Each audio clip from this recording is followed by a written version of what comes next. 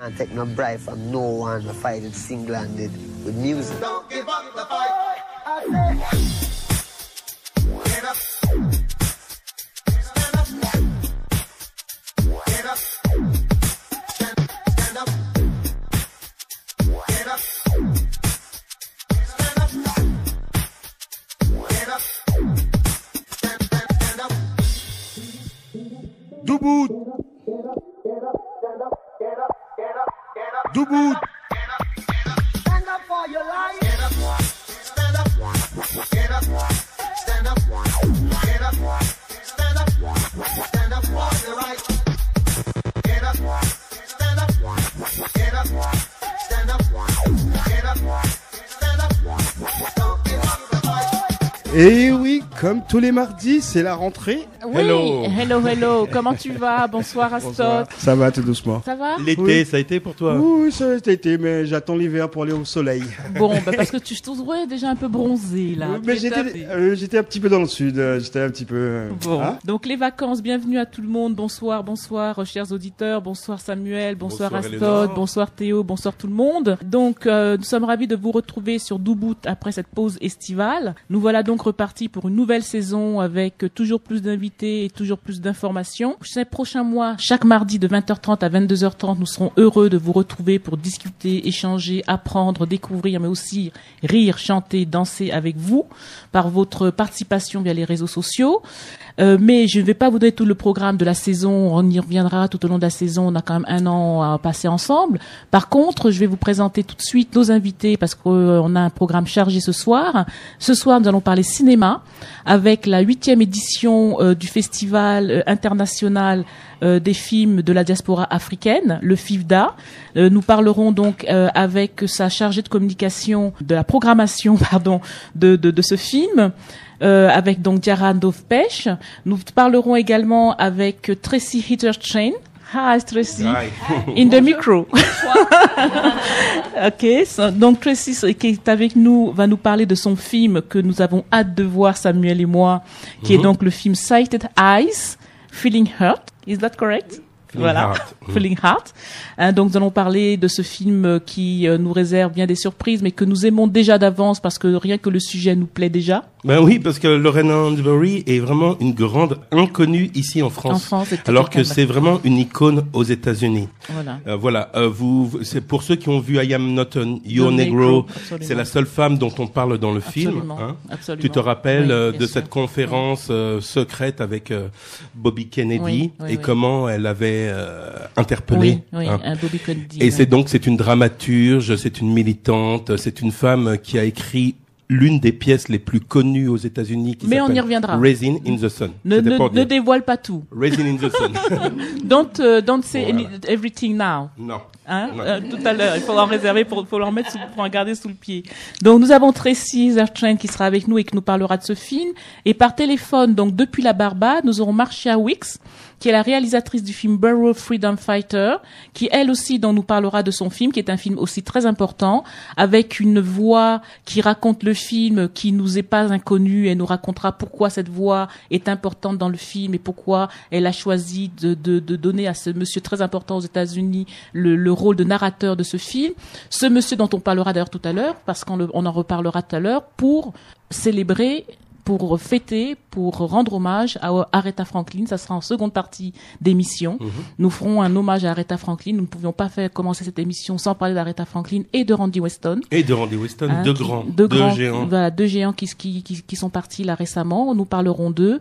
Nous serons avec Emmanuel qui nous rejoindra tout à l'heure. Donc Emmanuel Bramban qui parlera également de sa courte visite à Lyon et de son combat pour aider les jeunes migrants à sortir de la rue, les jeunes migrants mineurs qui sont dans la rue à Lyon. Donc elle nous parlera de cela tout à l'heure. Mais tout de suite, on va parler cinéma parce qu'on va aller tout de go. On va parler donc du FIFDA. Diarra, le FIFDA déjà c'est quoi? Ah oui, alors parce voilà. qu'il faut dire Oui, donc Diarra que nous avions reçu l'année dernière déjà dans la même période. Nous sommes vraiment ravis de vous retrouver. Merci Vraiment, de me recevoir de nouveau. c'est une belle action, oui, c'est une belle action.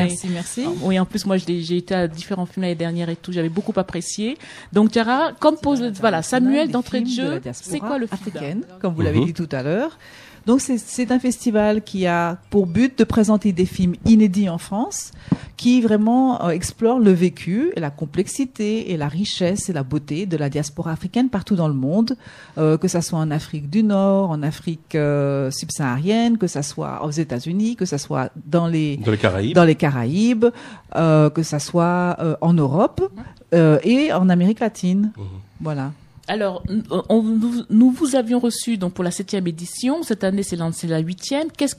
Qu'est-ce que vous nous proposez? Qu'est-ce qu'il y a de nouveau? Est-ce qu'il y a des choses nouvelles? Cette année, les deux choses marquantes, je dirais, du festival, c'est que d'abord, on a un gros focus sur la Caraïbe, justement, oui, avec un film de la Guadeloupe, qui est passé à la télé quand même, Le Rêve français. Apparemment, vous avez parlé avec François on l'avait reçu ici longuement. On a longuement parlé. Moi, j'ai adoré ce film. Enfin, j'ai adoré surtout le fond historique du film. La chose qui est intéressante, c'est que le fait qu'on le présente au cinéma, donc c'est l'opportunité pour déjà voir cette œuvre sur le grand écran. Absolument. Et aussi d'avoir un débat, des discussions avec France Obda et certains des acteurs qui seront présents. Super. Donc ça c'est bien. Ensuite on a donc ce film de la Barbade qui est aussi très intéressant parce qu'il est peu connu. Enfin, le personnage lui-même. Le personnage n'est pas connu. Moi-même, je le connaissais pas, le personnage avant de voir le film. Et la Barbade aussi n'est pas du tout connue en France. En fait, c'est à un point tel qu'il n'y a même pas d'ambassade de Barbade en France. Mais en même temps, il faut aller en Belgique. Oui, c'est ça. Mais en même temps, la Barbade, on en parlait tout à l'heure avec Marcia, c'est quand même une situation politique particulière parce qu'indépendant, mais encore sous domination britannique, puisque la reine d'Angleterre en est encore. Non, ils sont vraiment indépendants à 100%. Mais ça, on pourra en parler avec Marcia Wicks tout à l'heure. Mais je crois que ils sont indépendants. Ils sont complètement indépendants. Voilà, je crois que Sidney Poitier est ambassadeur de la Barbade. Oui, parce que je pense que d'ailleurs, il a des origines aussi dans la Barbade. Et Eric Holder. Oui.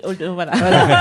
Et ensuite, aussi, on clôture le festival avec Jocelyne Béroard. Donc, c'est un hommage à Jocelyne, la réalisatrice qui vient de la Martinique pour présenter le film. On a aussi, dans le cadre de cette soirée, une table ronde autour du livre qui a été publié récemment, Noir n'est pas mon métier. Donc, on aura 2-3 actrices, y compris Firmin Richard, qui est la marraine du festival, qui sera aussi présente. Donc, voilà. Donc, ça fait très, très Caraïbe cette année. Très bien. L'autre chose, c'est, on a 4 films qui sont réalisés par des femmes. Oui, donc c'est ce que j'allais dire. C'est très féminin. Voilà. Bien, donc très bien. Aussi bien au niveau de la thématique qu'aussi qu'il y ait des gens derrière la caméra. Donc on a Tracy qui est ici, Marcia qu'on aura tout à l'heure. Et puis on a donc un film qui s'appelle Le Crime des anges, qui est réalisé par Baniam Medjbar, qui est une fiction qui est basée à Marseille. Donc en fait, ce que je trouve intéressant, c'est de voir que la diaspora africaine, on la trouve aussi au niveau régional. C'est-à-dire de la même manière qu'on parle de la Guadeloupe, on parle de Marseille. Parce que Marseille à Paris, absolument. C'est pas vraiment ça. Le film a reçu une sortie en salle. Localement à Marseille, mais à Paris, il n'a jamais été montré. Absolument. Voilà. Non, je le connaissais pas avant que de voir là. Et il est très très intéressant. Il touche des thématiques en fait qu'on retrouve dans la diaspora africaine, c'est-à-dire la marginalisation, l'envie de réussir, les mauvais choix qu'on fait dans la vie. Voilà, donc c'est une histoire très très traditionnelle. Et puis aussi un autre film réalisé par une femme très intéressant, c'est Un jour pour les femmes, qui est un film égyptien. Absolument. Et ce qui est vraiment bien avec ce film, c'est que c'est réalisé par une femme et ça parle des femmes. Bon, c'est une histoire assez intéressante, assez marrante. Ce sont dans un quartier pauvre du Caire, en Égypte. Ils décident d'ouvrir une piscine qu'ils mettent à la disposition des femmes une fois par semaine. Alors, aller à la piscine, c'est physique, c'est un truc physique. On nage, on se montre. Voilà. Donc, comment est-ce que ces femmes vivent cette expérience? Parce qu'elles sont dans une société à orientation musulmane qui est très fermée. Il y a la sexualité, il y a la découverte de soi. Donc, en fait, c'est ce thème-là que le film explore avec beaucoup d'humour et de sensibilité. C'est très beau. Et on aura un débat avec Madame le professeur Nivine Caleb, qui est la conseillère culturelle d'Égypte en France. D'accord, très bien.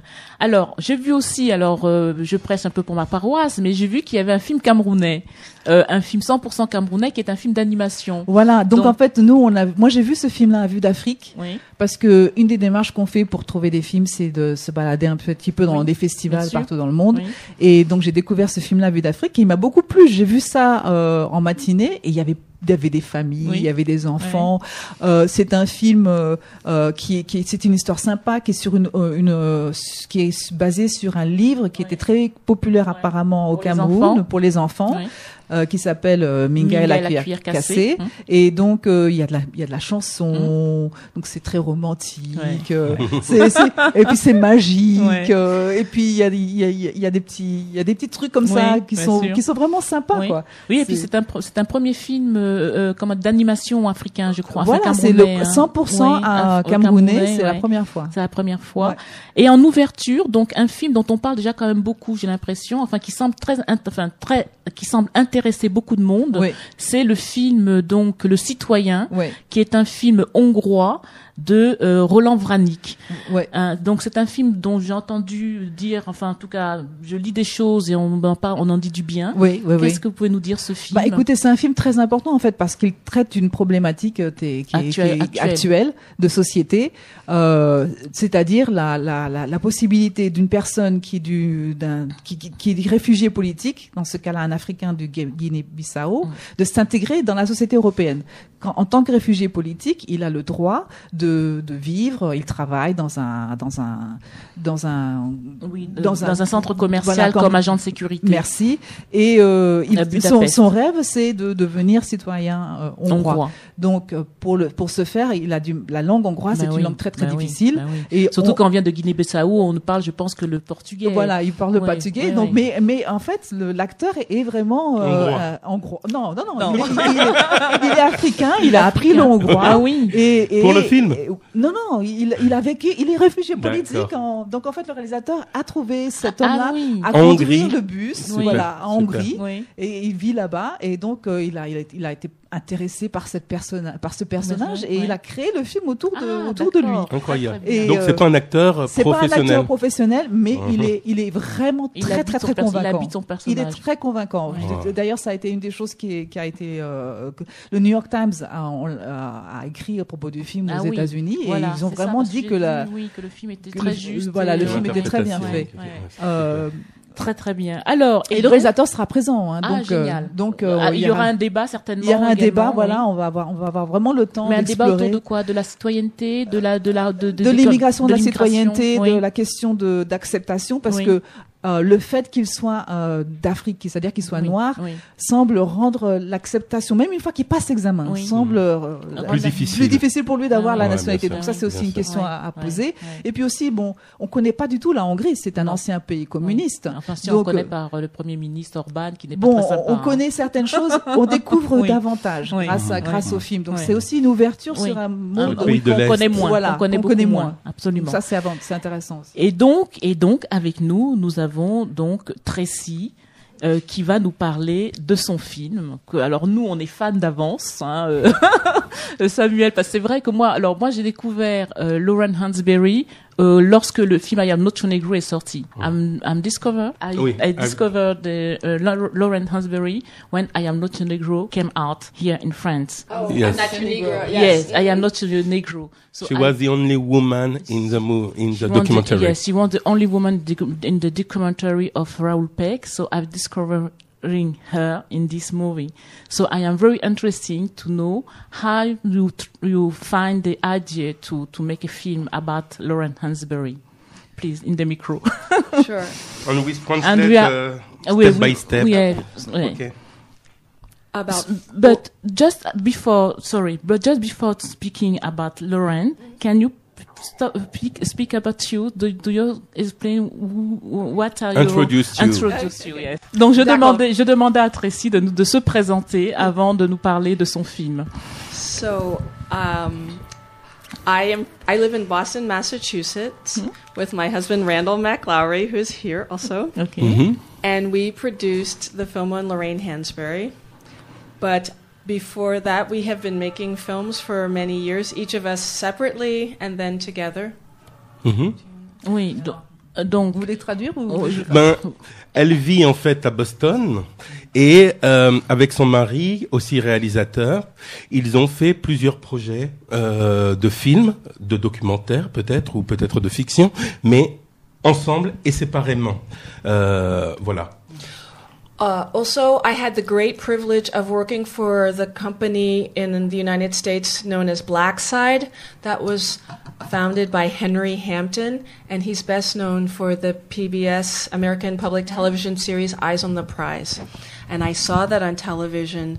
I was already in the world of filmmaking, but I really wanted to work at that company because that series about the American civil rights movement was just so powerful that I wanted to learn how to make powerful films like they did at Black Side. Voilà.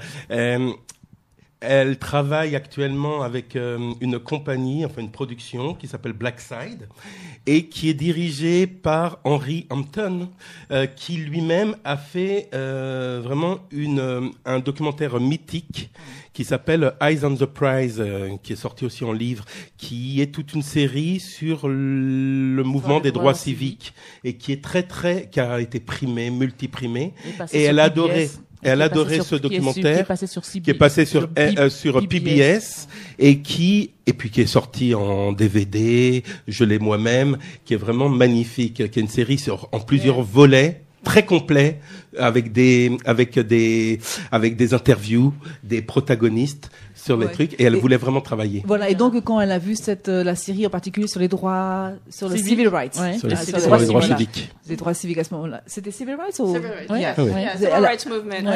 Elle a été vraiment passionnée, donc elle a décidé qu'il fallait qu'elle travaille avec ce monsieur. Oui, absolument, avec cet homme-là. Okay.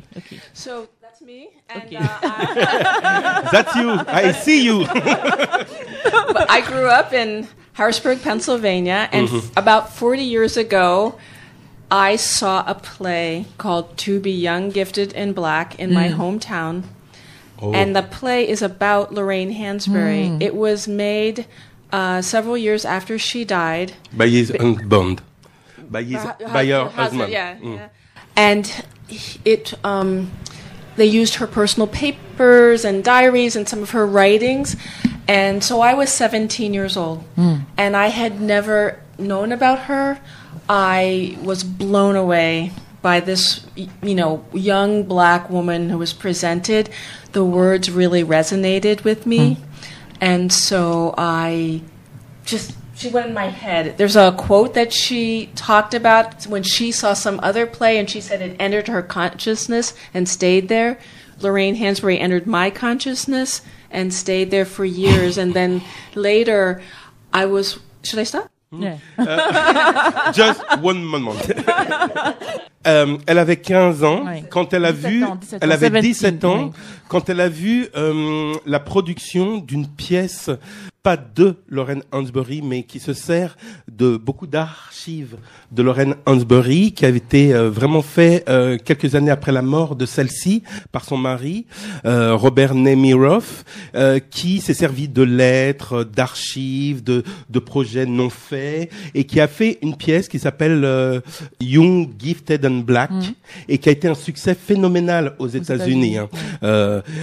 Il y a du chant, il y a plein de choses, et elle a été complètement stupéfaite parce qu'elle connaissait absolument pas Lorraine Hansberry, et cette femme-là depuis n'a pas arrêté de rester dans sa tête. De résonner en elle. Il y a des phrases d'elle qui lui reviennent en tête, etc. Et donc. So then I went to college. I worked in advertising and direct marketing, really boring. And I was seeing everyone. And I was seeing a lot of independent films, John Sayles, Chariots of Fire, all these different very powerful story-driven films that were coming out in the 80s. And I got this idea in my head that I wanted to be a filmmaker. And at some point, I don't know how, I don't know if it's a combination of Spike Lee saying make black films or what, but Lorraine Hansberry popped back into my head, and I said, back in 1986, not a filmmaker, I want to make a film about Lorraine Hansberry. So here we are many years later. I finished it last year. It premiered at the Toronto International Film Festival. Actually, to the date of exactly 1 year. Yeah. Ah ouais. C'est magnifique. C'est magnifique parce que après avoir travaillé à l'université et dans des boîtes de publicité, des boulots ennuyeux. Elle était quand même au fait de tout ce qui se faisait du cinéma indépendant, John Sayles et puis de bien d'autres, et peut-être aussi les films de Spike Lee, les films noirs. Et le personnage de Lorraine Hansberry lui est revenu. Et c'est là qu'elle s'est dit, on va y aller, on va essayer de créer un film sur Lorraine Hansberry. Ça lui a donc pris énormément de temps. Et elle a terminé ce film l'année dernière. Un an exactement. Par rapport au FIFDA, ça fera exactement un an. Et le film était à Toronto. Oui. Et le film a été au Festival de Toronto quand ça? L'année dernière. En première mondiale. Et comment est-ce que ce film a été reçu lorsque tu as montré ce film à How the documentary was welcomed in Toronto? In Toronto when you very, very well. We had a really wonderful time, and unfortunately we got left out of the program book. No. Yeah. But a lot of people were very happy, and I ended up doing a lot of interviews, and I couldn't have asked for a better launch. We were very delighted just to get in. I mean, we didn't expect it. We had no idea that we would get in. Le public, est-ce qu'il y a eu un contact avec the audience? You have a contact with the audience? Direct contact with the audience? Yes, the audience was great. It grew each time. I actually, when there were 3 screenings, I went home after the second, and then I drove back from Boston for the last one, and the room was filled with mostly Black female Canadians. Ah oui.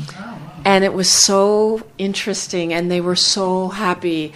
I think people in general, especially Black people and especially Black women, are so happy to see Lorraine represented on the screen in a story that they feel is told well, but also just to see someone who's middle class on the screen.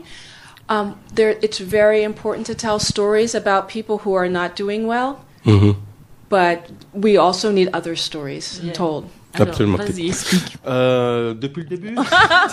Non.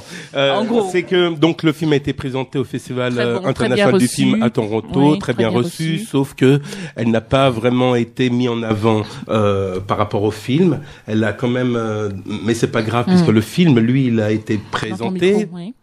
Très bonne réception du public et aussi des jeunes femmes qui apparemment à chaque fois de toute manière les projections il y avait de plus de monde et de plus en plus d'intérêt, peut-être aussi parce que on présente quelqu'un dont on a besoin actuellement, une femme noire qui fait des choses et qui en même temps est issue de la classe moyenne. Et on racontera un peu vite fait qui est Lorraine Hansberry, mais c'est vrai que c'est une femme qui mérite vraiment, comme Baldwin l'année dernière, d'être mise en lumière parce qu'elle a eu toute une période où personne ne savait qui elle était. Alors, Lorraine, for you, can you explain us who is Lorraine Hansberry for the French public audience, please? Lorraine Hansberry was born in Chicago, on the south side of Chicago, at a time when segregation was very, very strict. Lots of people were moving up from the south, and they were forced to live in a very small neighborhood. She's from a family where her father was in real estate, and she was from a very young age compelled to be sensitive. And her parents were also active in the community, fighting against segregation and trying to change things. And so I feel like she was schooled in activism. Oui, elle est issue, donc elle est née donc le 19 mai 1930 à Chicago. Elle était issue d'une famille déjà assez activiste, puisque son père, qui était un agent immobilier, était vraiment très actif dans les mouvements des droits civiques. Et c'était une époque où très dure, très stricte, où les Noirs étaient obligés de vivre dans certains quartiers bien précis. Et donc, elle a été baignée là-dessus. Elle a baigné dans cet environnement. Je rajouterais juste que son oncle, his uncle, était un professeur d'histoire africaine très connu, Léo Hansberry, et que Léo Hansberry était l'une des premières professeurs d'université noire à connaître vraiment bien l'histoire de l'Afrique, et ça a dû la baigner aussi. Do you understand what he's saying? I understand a little. Yes. We were talking about our uncle. Okay. But at the time, it was very controversial. Even African Americans were not supportive of his work. Bien sûr. Why? À l'époque, oui, c'est ça. Léo Hansberry, il n'était pas très soutenu par la communauté noire, qui ne connaissait pas encore bien le rôle de l'Afrique. On avait plutôt honte. Because of Africa? Yes. Okay. Yeah. They were at that time. Okay. Il faudra attendre les indépendances. Elle est de 1930. Oui. Tu vois, donc. Also, is this an important thing to study? You know, is there anything to study? That idea, you know. So Lorraine also was a child who was by herself a lot, and she read a lot of books, and she had a great imagination. So as she grew up, she went to the University of Wisconsin, left after 2 years, and just tried different things. She was, her life changed after her father died.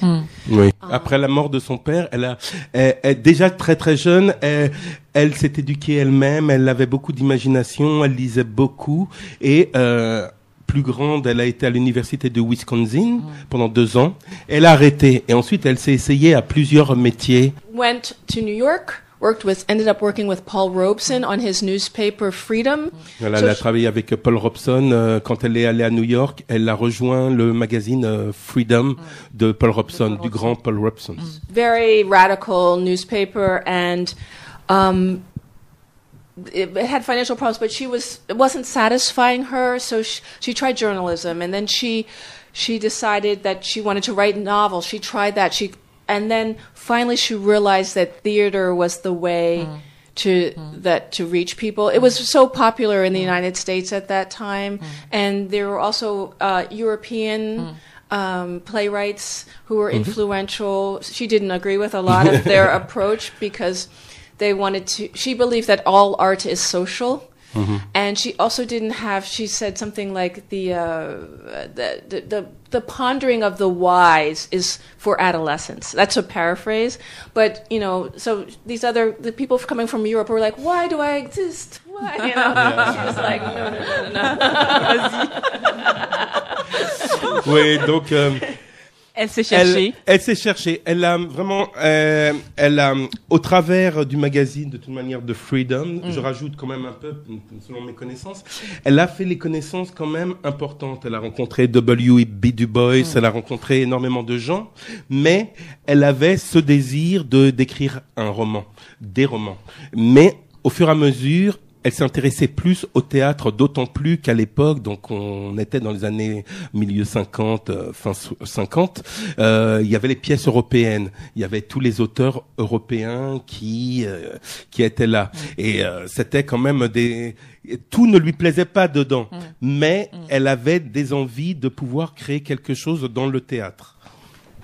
Et elle trouvait que le théâtre, c'était quelque chose c'était un mouvement social. Hein. Oui, c'est ça. Donc, ce que les Européens ramenaient, c'est-à-dire l'existentialisme, elle trouvait ça que c'était vraiment de l'enfantillage. Ah oui. Elle voulait faire quelque chose d'un peu plus profond. Oui. Non, mais d'autant plus, et encore une parenthèse, c'est que à l'université de Wisconsin, elle a vu une pièce de Sean Ocasey importante pour elle, parce qu'elle a vu dès l'université la force sociale que pouvait avoir une pièce de théâtre. Alors, on en arrive très vite, parce qu'on va appeler Marcia dans pas longtemps, on en arrive très vite à sa pièce de théâtre phare. Samuel, si tu peux traduire pour Tracy, donc son chef-d'œuvre. We make a little jump because we got a phone call of Marcia, but we arrived to the creation of A Raisin in the Sun. Yes. She was upset with the presentation of African Americans. She thought the plays were either too upright or they were too stereotyped. And she wanted a play that told the truth about black people. And so she wrote this play. And one of her friends from the left, she had been a member of like communist groups, said, I want to produce this play. I want to put it on Broadway. She had no expectations of Broadway when she wrote it. And he was friends with Sidney Poitier. And Sidney Poitier knew Lloyd Richards, who was the director. Philip Rose. Philip Rose. Philip Rose. Mm-hmm. Okay. So people really respected Rose, and so Ruby Dee came on, and Lou Gossett Jr. had already been on Broadway. Lou Gossett Jr. Oui. And so people came on, and Glyn Turman. The Little Boy. The Little Boy, yeah. C'est Glyn Turman qui joue le fils dans Raisin in the Sun, qui va devenir le mari d'Aretha Franklin. Ça, c'est marrant, les hasards. Ah oui, les hasards, ouais. Alors oui, donc Tracy nous donc parle. elle nous dit que elle est intéressée à vraiment faire une pièce qui relate vraiment l'expérience africaine, afro-américaine, puisque dans la pièce Raisin in the Sun, on a vraiment l'Afrique à travers le personnage nigérian, on a les Africains-Américains, et donc elle voulait vraiment faire une pièce qui ne soit pas stéréotypée ni trop éloignée d'une expérience qu'elle ne connaissait pas, mais elle voulait vraiment faire cette pièce. Et donc, grâce à l'aide d'une personne importante qui s'appelle Philip Rose, qui est un producteur, qui croyait en elle, il lui a trouvé les moyens de pouvoir écrire, mais déjà, elle ne voulait même pas écrire pour Broadway, elle voulait écrire une pièce. Et grâce à lui, qui connaissait un peu le monde du théâtre, il l'a fait approcher Sidney Poitier, Ruby Dee, Lou Gossett Jr., Glyn Turman. So the play is about the South Side of Chicago. So she went back to her childhood and what she knew, the people she lived with, because back when she was living in Chicago, even though they were well off, she lived among people who were not well off, and so she knew those families intimately that were living in kitchenettes. And her father had actually made kitchenettes, so yes. it was. And the play is on the case of Hansberry versus a judicial case. Yes. You know, en fait, elle écrit en fait cette pièce sur un monde qu'elle connaît, puisque la pièce se passe à Chicago, là où elle est née. Elle, malgré qu'elle fait partie de la classe moyenne, elle a fréquenté des gens qui sont du milieu plus bas qu'elle. Et donc, elle écrit vraiment comme Baldwin le lui a suggéré aussi, d'écrire que sur ce que l'on connaît, sur son expérience. On ne peut pas écrire autre chose. Donc, elle a écrit. Et une petite parenthèse, c'est que la pièce qui parle d'une famille qui va s'installer dans un quartier entièrement blanc et qui va devoir lutter, rappelle une affaire que son père, en agent immobilier, a dû traverser pour cette raison. C'est très intéressant parce que moi, cet été, j'ai lu Ta-Nehisi Coates. I read this summer. I read the case of reparation. The case of reparation about Ta-Nehisi Coates. It's about all this about the Chicago history of the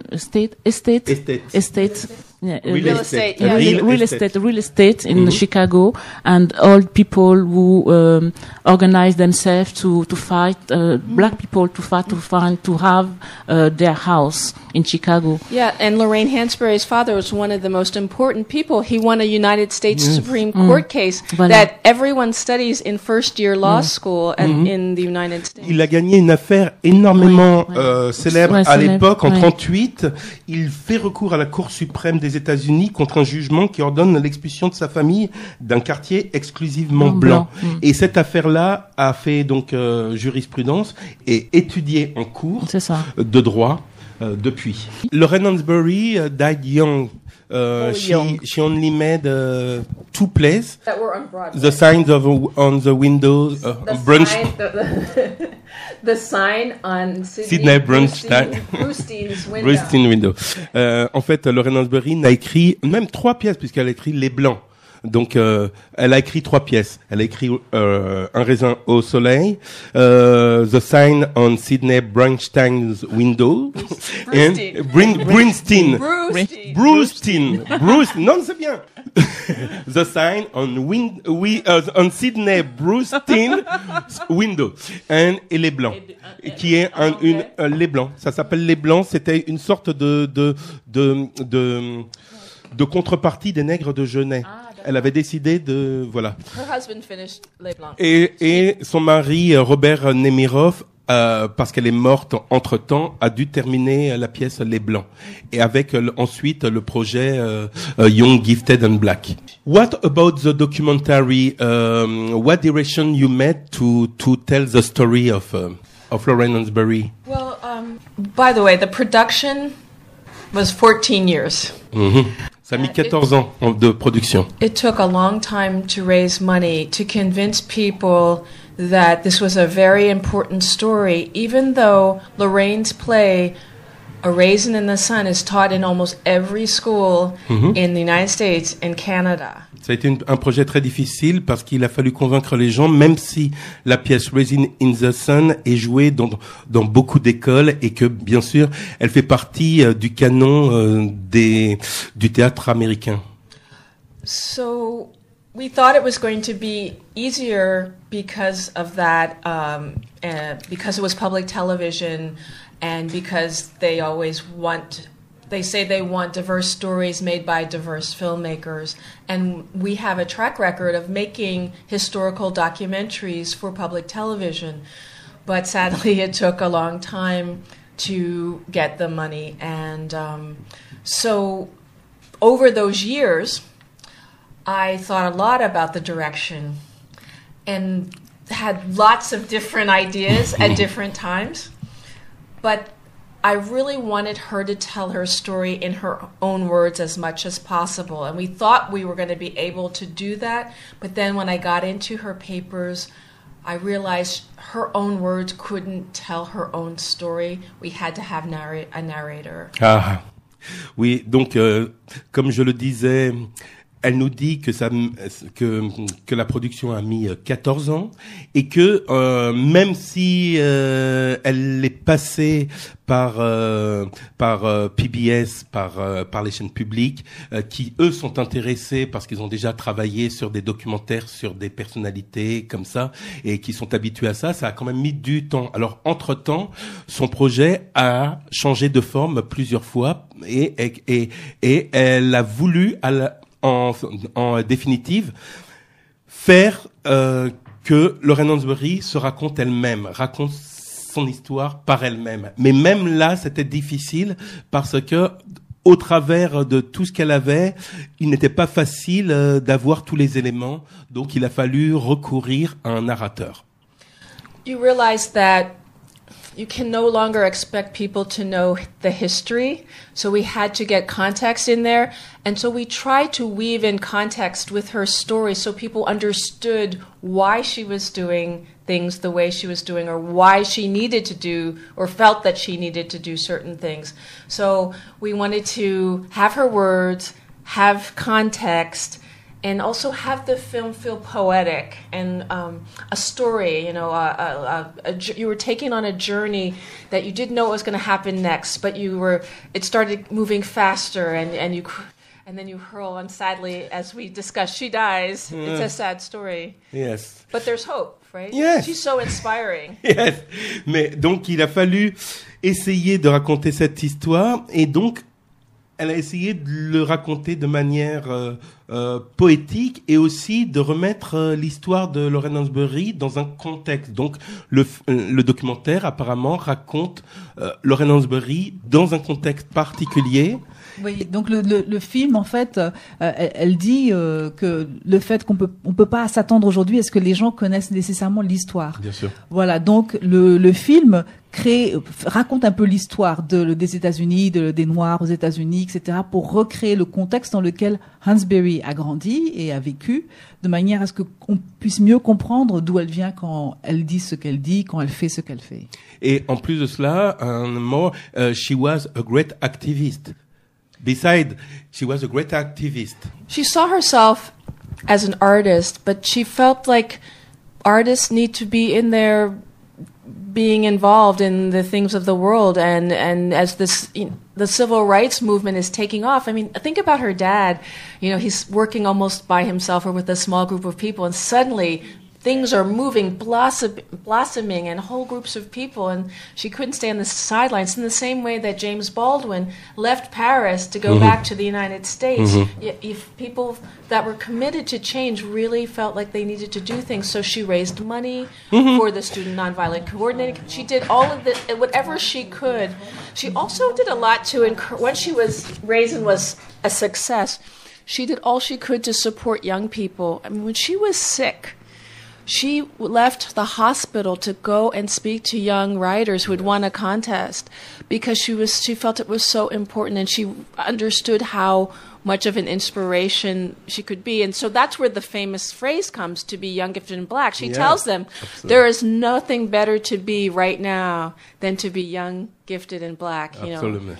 Non, il a fallu qu'elle s'adapte au contexte de l'époque, et c'était un contexte qui bougeait énormément pour la communauté noire dans les droits civiques, et sa première pièce date de 58-59, et on n'en est qu'au bourgeonnement des mouvements qui va grossir et grossir et grossir, et elle ne peut faire autre chose, comme Baldwin le disait souvent.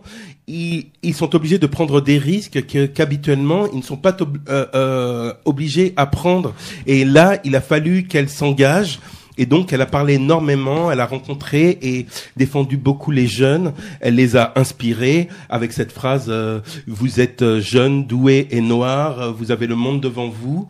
Et elle a pris des risques. But beside, she was sexually bisexual, or it was a time when she was very vocal on some subject, some touchy subjects. Right. She was very vocal about civil rights and issues related to African Americans, and even certain things about women's rights. But her sexuality, she described herself in some anonymous writings. Semi-anonymous, since we know, as a married lesbian. Mm-hmm. And so she wasn't able to be vocal in her activism, but she was behind the scenes an activist. She was supporting one of the major organizations that promoted rights, and she was a part of this big circle of lesbian creative people in New York. It's one of the reasons why Lorraine is so important now for the intersectionality of our position. Parce que Lorraine Hansberry, en plus, était une bisexuelle qui ne le disait pas ouvertement dans une époque où ça aurait été trop de porter à la fois les droits civiques et le mouvement gay, mais par derrière, dans les coulisses, elle œuvrait énormément pour le droit des femmes et pour le respect des femmes et de leur positionnement. Et des homosexuels aussi. Absolument. Mais elle est morte jeune, elle est morte à 34 ans. Plus d'actualité que, effectivement, le combat pour l'intersectionnalité, elle était en avance sur ce combat-là. Elle était en avance, et tout cela en un temps, in a short span of time. C'est ça qui est important. She died 6 years after Raisin in the Sun was a hit on Broadway.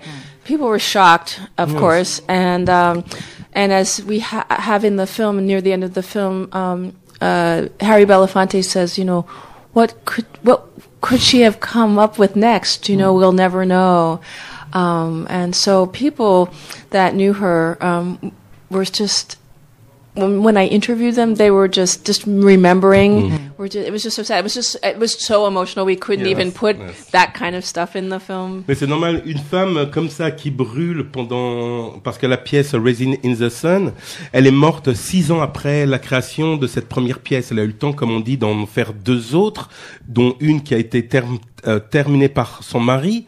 Mais elle avait tellement de choses encore à dire, à faire, que tout ça a été interrompu par une maladie qui l'a pris et qui l'a fauché, si bien que quand elle a interviewé pour son film des amis, des témoignages, il pouvait presque pas parler tant c'était émotionnel. Alors, merci vraiment beaucoup Tracy de nous avoir parlé de ce film vraiment qui nous tient à cœur, en tout cas à nous, et que nous irons voir. Donc je rappelle que ce film va passer le 8 septembre. Donc le 8 septembre, ce sera au cinéma Saint-André-des-Arts. Voilà. Donc n'hésitez pas à y aller. Nous serons nombreux à aller voir ce film. On va peut-être parler vite fait quand même du film de Marcia, malgré qu'on n'ait pas eu Marcia au téléphone. Absolument. Marcia que nous devions avoir, mais bon, quand nous n'avons pas réussi à connecter directement au studio, propose pour le festival un film qui s'appelle Barrow Freedom Fighter. Donc c'est un film barbadien Donc, Diarra, tu vas nous en parler à la place de Marcia. En fait, c'est intéressant parce que j'ai eu l'occasion de parler avec elle ce matin. De ce film et pour elle trouvait que c'était très important de parler de cette histoire parce qu'il est vraiment un héros, bien sûr. Il est un héros qui est la personne qui a négocié l'indépendance de la Barbade avec l'Angleterre. Il y a eu 2 pays dans les Caraïbes, la Jamaïque et Trinidad et Tobago, qui ont eu leur indépendance avant la Barbade, mais c'était des îles qui étaient plus grandes. La Barbade fait seulement 300 000 habitants, donc c'est tout petit. Et il se pose toujours la question, quand on est petit, est-ce qu'on peut gérer l'indépendance? Est-ce qu'on peut être autosuffisant? Et le fait qu'il ait réussi cet exploit, ça a vraiment encouragé ensuite les autres petites îles de la région à chercher leur indépendance aussi. Donc il est vraiment vu comme un leader au niveau de la Caraïbe tout entière, pas juste au niveau de la Barbade. D'accord. Et un des points forts de sa contribution. Donc Errol Walton Barrow. Voilà, c'est de lui dont on parle d'ailleurs, qui est devenu ensuite le Premier ministre. C'est qu'il a institué l'éducation gratuite. Il a institué les services médicaux gratuits, les repas à l'école, donc pour tous les Barbadiens. Oui, aujourd'hui on appellerait ça un communiste. On dirait un communiste. En fait, il a été inspiré par il était le fils d'un homme qui était d'une famille aisée. Il a fait ses études, il a été dans l'armée, ensuite il a fait ses études en Angleterre et apparemment il était dans un de ces collèges qui avait une orientation social-démocrate. Donc il a été très influencé par ses études et par certains économistes et intellectuels et donc il a ramené ça ensuite avec lui en Barbade.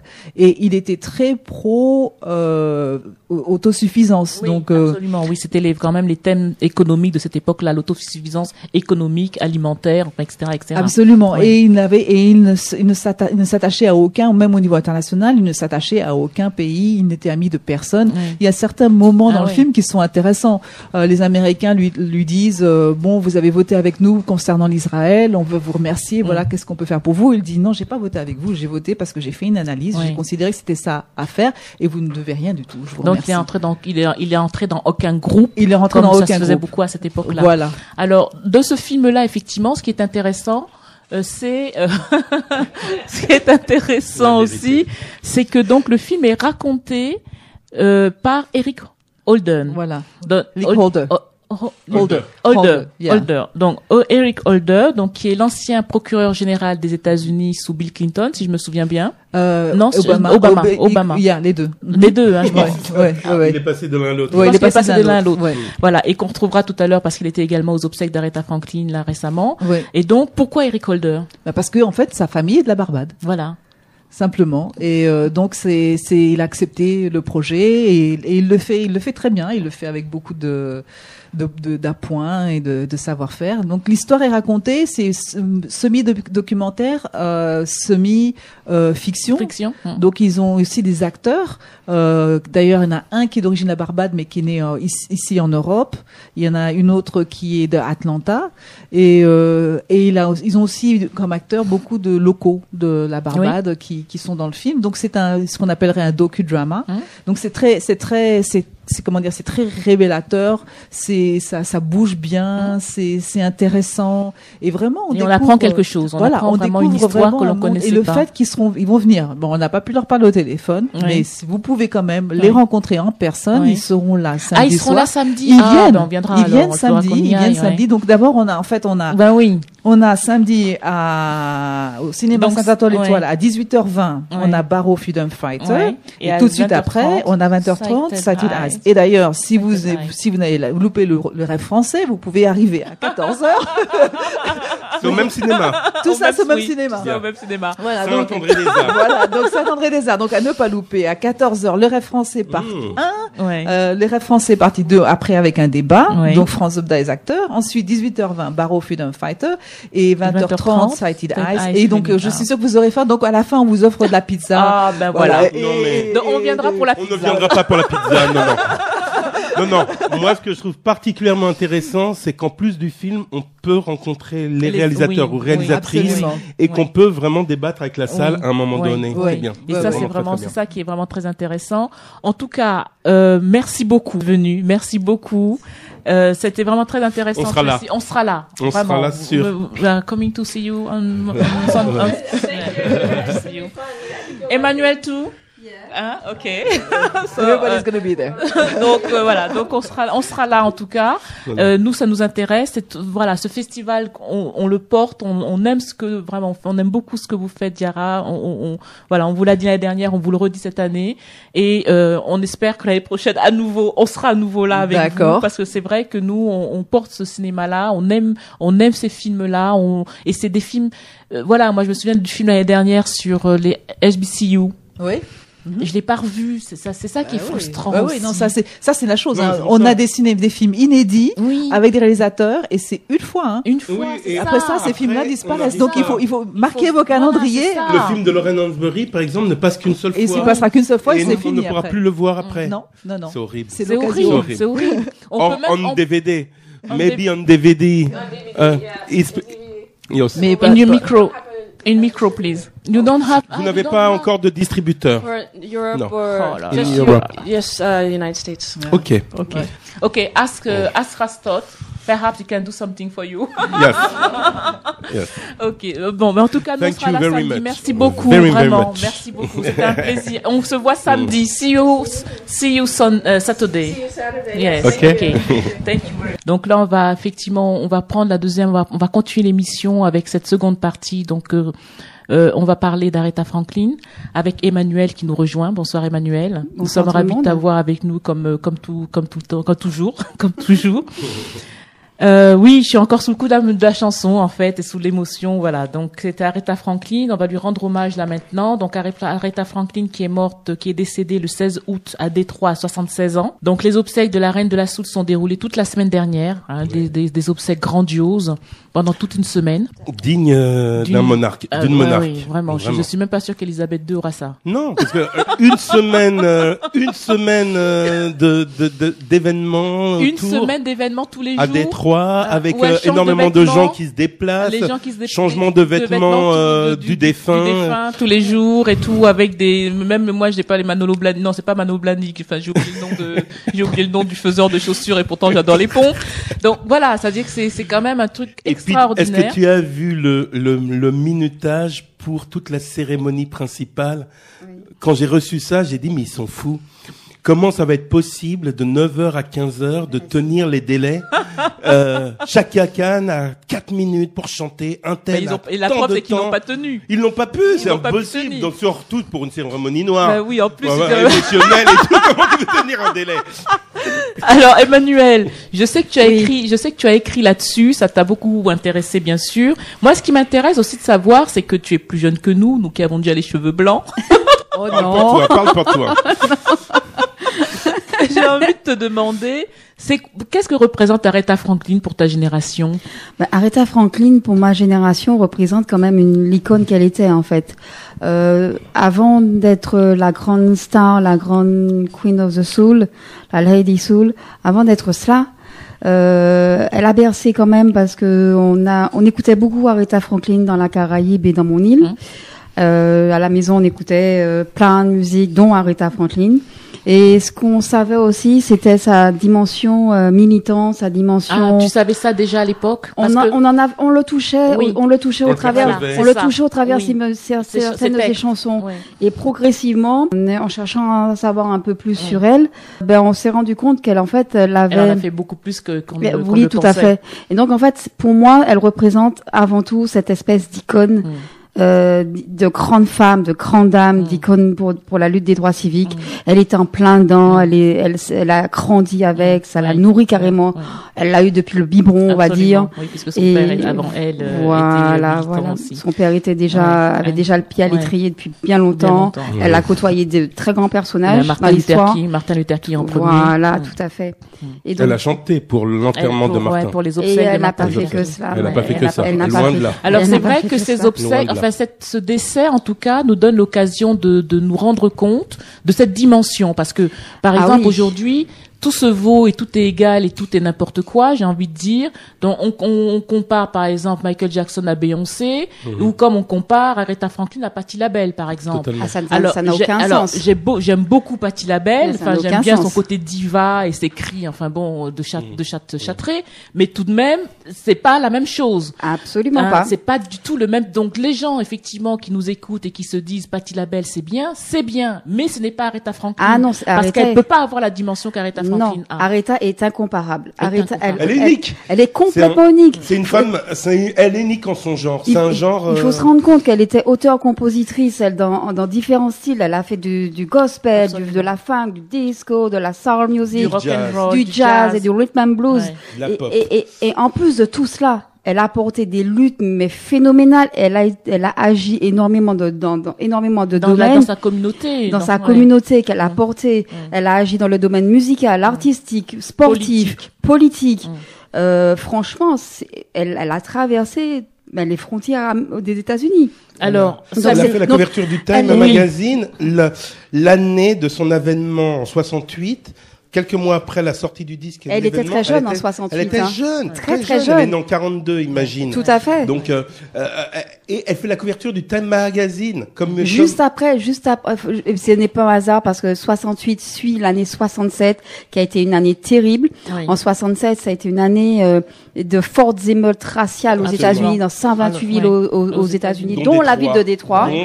Dont Détroit. Sa ville natale. Et c'est dans cette année-là, quand elle commence et qu'elle chante Respect, le fameux titre Respect, reprise d'Otis Redding.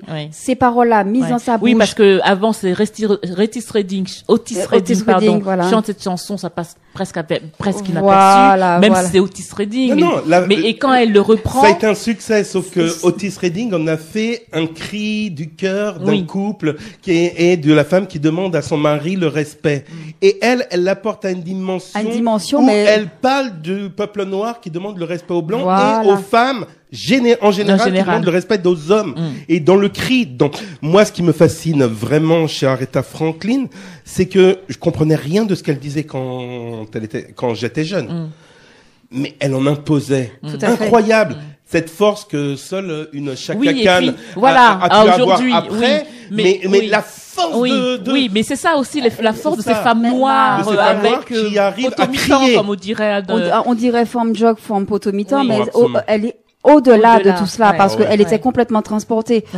C'est pas pour rien que quand elle reprend justement ce morceau d'Otis Redding, ça propulse ce morceau à un niveau stratosphérique, au point où c'en est carrément devenu l'hymne carrément pour la lutte de l'émancipation et de la libération du peuple noir. Et pour vous dire qu'elle est vraiment dans son époque et qu'elle dépasse la frontière du gospel qu'elle avait, qui avait été son berceau, c'est que quand vous entendez dans le morceau Respect les choristes qui chantent Suck it to me, suck it to me, suck it to me, suck it to me, c'est très vulgaire en argot noir. Ça veut dire mets-la-moi. Et vous avez une forme vraiment sexuelle d'une femme qui chante normalement Dieu et qui montre très bien qu'elle est prête à affronter l'homme sur son propre terrain. Absolument. C'est incroyable. Et de fait, de coup, ça a regalvanisé toutes les formes de respect sur l'ensemble des populations noires qui étaient fortement ségrégées à cette époque, faut bien le rappeler. Qui a initié quand même en 68, c'est le Black Power, c'est les Black Panthers. C'est ce respect qui dit, je suis non violent, mais attention, respecte-moi. Oui, parce que ça s'inscrit non, je t'en prie. Ça s'inscrit énormément dans le Black Power. Et on dirait Black Power et Black Excellence maintenant, mais c'était dans la droite lignée du Black Power. Cette femme qui est noire et qui le revendique. Et elle épouse ces tendances, ne serait-ce que par ses tenues vestimentaires, par exemple. C'est-à-dire que quand elle porte l'afro, quand elle porte le foulard, quand elle porte les tenues africaines, le dashiki, avant que ce soit à la mode aujourd'hui, quand elle porte toutes ces tenues. Moi, je me souviens à l'époque, j'étais petite, mais je me disais, mais c'est quoi cette femme qui ressemble à ma tante? Et totalement. Et c'est ça. C'est intéressant. Non, mais c'est vrai. Elle était habillée en africaine et tout. C'est une des choses qui a changé aujourd'hui encore une fois, parce que cette femme-là, elle est devenue artiste dans ses propres termes, parce que à cette époque, pour faire le crossover, on ne pouvait pas le faire. Il fallait être modelé par le blanc. Et à partir du moment où cette femme qu'on avait adoubée reine du rhythm and blues, reine de la soul, qui commence à être dans tous les hit-parades, pop, jazz, machin. Il faut dire une chose très importante à son sujet. Elle a été la première artiste noire à supplanter Elvis Presley dans tous les charts. C'est ça. Ouais. Et c'est une force incroyable. Et qui va vous prendre des morceaux pop en début de carrière, genre Let It Be, Bridge Over Troubled Water de Paul Simon, des petits blancs, et qui va essayer d'exprimer mieux qu'eux, si bien qu'aujourd'hui, toutes les versions que Paul Simon fait sur scène sont inspirées de la version d'Aretha Franklin. Même dans son best-of, il a préféré mettre la version d'Aretha Franklin que sa propre version. C'est ça la force. Parce qu'il elle arrive à supplanter et aller au-delà de la race, de la couleur, du sexe pour affirmer l'être humain et son pouvoir. Alors, des obsèques d'une reine, donc on en a parlé, avec très nombreuses personnalités, donc 3 jours de présentation de sa dépouille au grand public, avec tous les jours différents endroits de Détroit, des endroits mythiques de Détroit, avec des tenues différentes pendant 3 jours. 100 Cadillacs sont venus rejoindre, 100 Cadillacs roses sont venus rejoindre. C'était phénoménal. Ils sont venus rejoindre le cortège. Des personnalités politiques de premier plan, on a parlé tout à l'heure d'Eric Holden, mais il y avait donc l'ancien Eric Holder, donc qui est l'ancien procureur général des États-Unis, mais il y avait également la sénatrice Maxine Waters, qui est une figure montante de la communauté noire américaine aujourd'hui, et il y avait surtout l'ancien président américain Bill Clinton et son épouse. Et son épouse. Et le vice-président voilà, donc il y avait il y avait Joe Biden.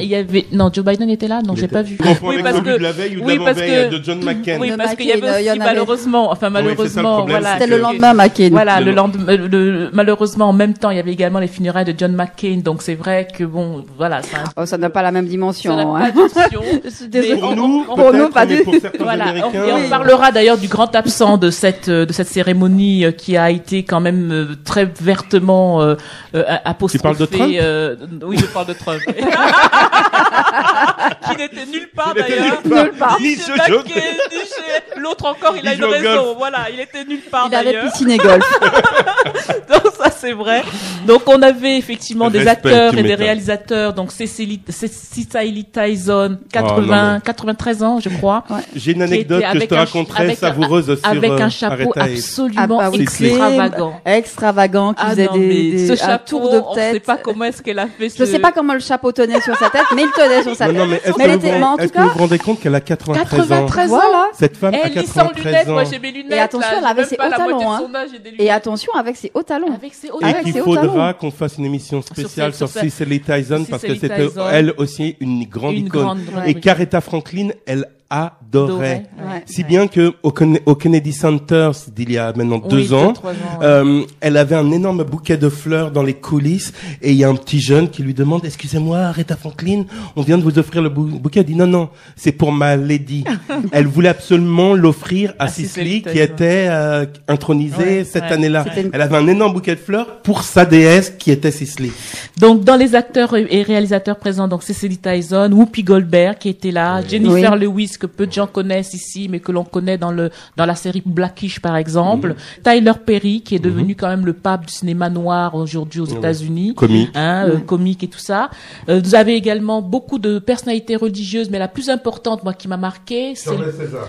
Non, alors Shirley César, oui, mais Shirley César, c'est parce que j'ai une tendresse pour elle en tant que chanteuse de gospel et tout. Bon, elle est pasteur aussi, mais voilà. Mais moi, ce qui m'a marqué, c'est la présence de Louis Farrakhan. Oui, il y avait Louis Farrakhan à côté d'Al Farrakhan à côté de tout ce monde. Alors, il n'a rien dit. Non, il n'a pas présent. Et moi, il était présent en premier plan, voilà. Parce et qu'il moi, était juste à côté des autres. Mais de toute manière. Mais je sais pas ce que vous en avez pensé. C'est-à-dire que oui, parce que ça a montré en quelque part la réunion, parce que Louis Farrakhan incarne beaucoup une forme de misogynie en quelque part. Donc aux obsèques de cette grande dame là. Ouais, mais il ne faut pas oublier quand même. C'est quand même il y a quand même un signe fort par sa présence. Oui, parce que même s'il n'a pas prononcé quoi que ce soit, mais sa présence, ça quand même voilà. Ouais, pour les auditeurs qui ne savent pas, donc Louis Farrakhan, c'est la Nation of Islam, et Farrakhan a quand même été accusé pendant des années d'avoir été de ceux qui ont commandité le meurtre de Malcolm X.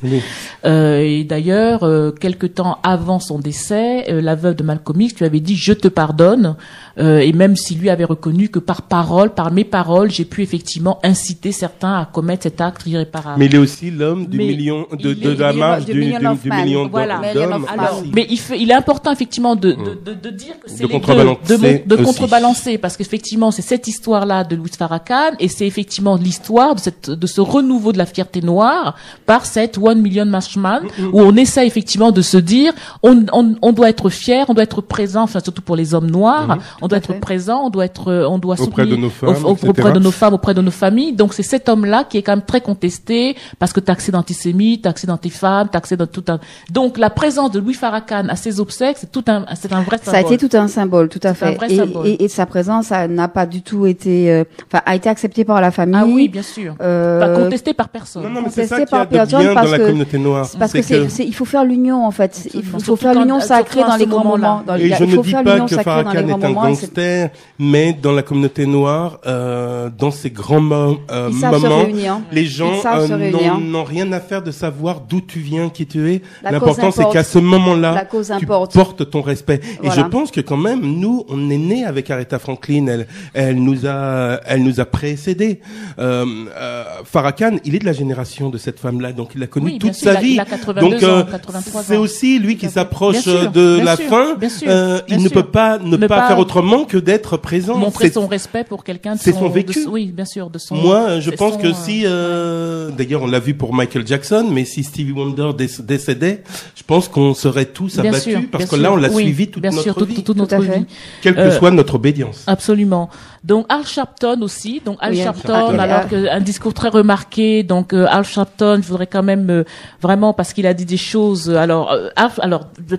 Donc Al Sharpton qui effectivement était là. Clive Davis aussi. Donc Clive Davis qui est le producteur de musique d'Aretha Franklin, de Whitney Houston, de Dionne Warwick, de Luther Vandross et de beaucoup d'autres. Donc c'est quand même un personnage clé dans la musique. Oui, c'est un mastodonte dans l'univers. On en parlait parce que Clive Davis, en fait, c'est celui qui a fait le renouveau de Aretha Franklin dans les années 80.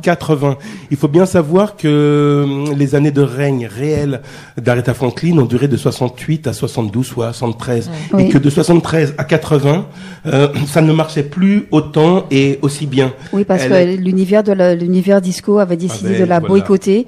Et comme Aretha Franklin était quelqu'un qu'on ne pouvait pas classifier dans un secteur et dans une catégorie, ça posait problème. Elle a su faire fi de tout ça et exploser, continuer encore. Ce qui ne l'a pas empêché de sortir un magnifique disque dans ces années-là, qui est un disque de gospel, Amazing Grace, un double album qui a été un triomphe, mais absolu, puisque vous aviez des sermons, sa voix, des chœurs, mais ça ne marchait moins. Et Clive Davis, dans les années 80, a décidé de la reprendre en main. Il lui a rechangé son image.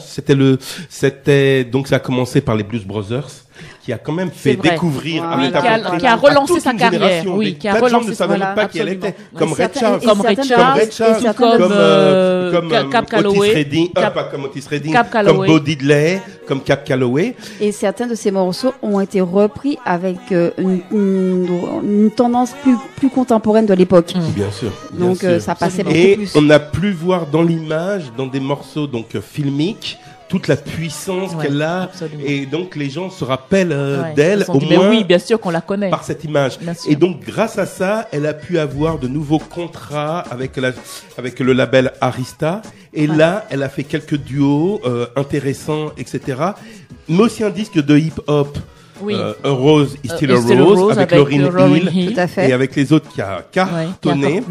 Elle a collaboré avec Luther Vandross qui était le roi et qui était respecté vraiment par toutes ces divas parce que lui-même il leur devait énormément et il leur a toujours dit et rendu hommage comme Dionne Warwick et comme les autres. Et donc il a déroulé 2 albums devant les pieds d'Aretha. Il a tout assuré. La production, en faisant même les chœurs. Mais lui c'est un roi des chœurs. Si vous écoutez les disques de Luther Vandross, vous les reconnaissez tout de suite parce qu'il a une touche pour savoir quand les chœurs doivent chanter. Et ils sont très bons ces albums. Et donc bien sûr. Elle a fait quelques derniers albums dans les années 2000 qui sont pas dégueulasses, qui sont vraiment intéressants. De toute manière, comme tu dis, Emmanuel, Le problème cruel de ce métier discographique, c'est que les modes, elles passent, elles changent, et que soit vous restez droit dans vos bottes et que vous gardez votre style avec la foi que ça fonctionne, que ça fonctionnera et que ça revienne, parce que vous allez vivre une traversée du désert. Voilà. Et elle a su à un moment donné arrêter, et quand elle est revenue, elle est encore arrêtable. Toujours jusqu'à la fin, en 2015, quand elle nous a fait jusqu'à la fin, jusqu'à la fin, quand elle vient honorer, quand elle vient rendre hommage à Carole King, qui a écrit, qui est la réelle, qui est ça, c'est un grand moment de cinéma. Je sais pas si tu l'as vu, qui est celle qui a écrit Natural Woman, l'auteur de Natural Woman, Carole King, et donc Aretha vient là pour chanter cette chanson en surprise en fait, parce qu'on croyait qu'elle allait faire juste une allocution, puisqu'elle n'était pas supposée. Et elle arrive avec son sac à main, son manteau de velours. Et très lourd, de fourrure, et elle se met au piano, et déjà on voit dans l'image que Carole King, elle dit mais qu'est-ce qu'elle est en train de nous faire. Elle nous fait quelques arpèges, elle dit mais où elle va, et que tu entends pam pam pam pam, on dirait qu'on lui a fait un choc électrique, et surtout cette voix, parce que moi j'ai comparé l'original, avec la version récente. La version récente est encore plus forte, avec plus de puissance. C'est normal, c'est le poids de son expérience et de son vécu, etc. Donc, je vous conseille de voir Natural Woman, Kennedy Center Honor sur YouTube. C'est un moment d'anthologie. C'est à ce moment-là qu'on voit Obama se frotter l'œil parce qu'en fait, elle lui a mis la larme à l'œil. Elle lui a mis la larme à l'œil. Elle a lui a mis la larme à l'œil. Obama, parlons-en parce que le grand, c'était absolument voilà. Le grand, bon parce qu'effectivement le premier président noir des États-Unis, Aretha Franklin, ne pouvait ne pas être là, et c'est elle qui chante effectivement lors de la première inauguration. Et elle a fait une interprétation qui était, il faut le rappeler qu'à ce moment, en direct, à ce moment-là, c'était un moment qui, personne ne pouvait juger de la mandature d'Obama parce que c'était son avènement. Quand il a été intronisé, c'est l'une des intronisations aux États-Unis qui a été la plus suivie, la plus médiatisée, où il y a eu le plus de monde à s'être déplacé. C'est pas pour rien que l'agent orange, on est encore malade. Voilà, il y avait des millions de personnes qui étaient là et devant en direct, elle est allée et elle a avec une tenue magnifique, et sa voix. Et en plus, parce que il faut quand même comprendre que lors de la deuxième inauguration, lorsque c'est Beyoncé qui chante, Beyoncé chante en différé, enfin elle chante en playback. Elle chante en playback. Très froid ce jour-là. Le jour de la première inauguration aussi, il faisait froid. Mais Aretha, c'est Aretha. Aretha Franklin, personne peut lui dire vous chantez en playback. Donc hors de question. Et donc voilà, donc Obama, premier président noir, inauguration par Aretha Franklin, et le grand absent de ses obsèques, c'est Obama. Exactement. Et ça a été quelque chose d'horrible et de dramatique. Parce qu'il a simplement envoyé une lettre. Alors que qu'a lu Al Sharpton. Cet été, quand même, pardon de le dire, mais cet été, Michel Serrange est venu à Paris pour venir voir un concert de Beyoncé. Alors, je sais qu'aujourd'hui, Beyoncé, c'est la reine absolue pour beaucoup de petits idiots, pour ne pas dire autre chose. Mais tout de même, c'est quand même, c'est une faute. Il faut le dire. Il faut vraiment le dire. C'est plus qu'une indélicatesse, c'est une faute et voire une double faute. Parce que, en tant que premier président noir à avoir été élu, on ne va pas juger du mandat d'Obama. Mais cette dimension-là qu'il a portée. Bon, Aretha Franklin a chanté à son avènement. Le fait qu'elle chante à son avènement, d'entrée aussi, a donné une dimension à sa mandature. Une coloration à cette présidence. Que Aretha Franklin a vraiment cru en Obama, elle y a cru beaucoup, elle a vraiment cru en lui. Elle a mouillé le maillot pour lui. Bien sûr. Parce que régulièrement, elle était à la Maison Blanche. Au-delà d'avoir chanté pour son anniversaire et d'avoir ému, elle a chanté à plusieurs occasions. Elle a cru en cet homme. Parce qu'elle a cru en beaucoup des siens. Obama, vient dans une longue suite de personnes qu'elle a soutenues et qu'elle a contribué à propulser sur la scène, que ce soit dans le monde du sport, de la musique, en politique. Et ce n'est pas pour rien d'ailleurs que lors lorsqu'on annonce la victoire d'Obama, il y a Jesse Jackson dans le public qui pleure parce que lui se souvient que justement Obama vient de cette longue lignée de noirs qui se sont battus pour les droits de noirs aux États-Unis et que l'avènement de cette lutte, c'est l'élection de ce président noir. Et donc de fait, Par conséquent, la première personne qui aurait dû être présente, c'est lui et sa femme. Barack et Michelle Obama auraient dû être présents. Ils se devaient d'être présents aux funérailles d'Aretha Franklin. C'était une obligation. Même s'il n'avait pas prononcé de discours, mais que sa présence, mais serait-ce que sa présence était obligatoire. Or, il n'est pas venu. Il s'est contenté d'envoyer d'une lettre qu'a lu Al Sharpton. Alors, la lettre, elle peut être bien écrite, mais comme je l'ai dit, il pouvait en envoyer 10 000 ou 10 millions. Tout ça n'aurait pas remplacé. Ça n'aurait rien changé. Sa présence était obligatoire. Il a laissé au couple Clinton la vedette du seul couple présidentiel à être présente. Bon, que le couple Bush, en tant qu'ancien président, envoie un message et ne soit pas présent, ce n'est pas la même chose. Mais que lui soit absent, c'est une faute impardonnable et c'est une double faute, sachant que le lendemain, il était aux obsèques de McCain, à Washington DC. Il faut le dire, Washington DC et Détroit, c'est 634 kilomètres, ça veut dire à l'échelle des États-Unis, c'est 3 fois, rien du tout. Donc, il aurait très bien pu venir. Bill Clinton, qui a été aussi aux obsèques de McCain, Bill Clinton est venu et il a fait toutes les obsèques qui ont été très longues. Elles ont duré plus de 7h30, presque 8h. Et il est resté tout du long. Donc, franchement, l'absence était remarquable. Et c'est une faute. Non seulement c'est une faute politique, c'est une faute symbolique, c'est une faute, c'est aussi une faute humaine.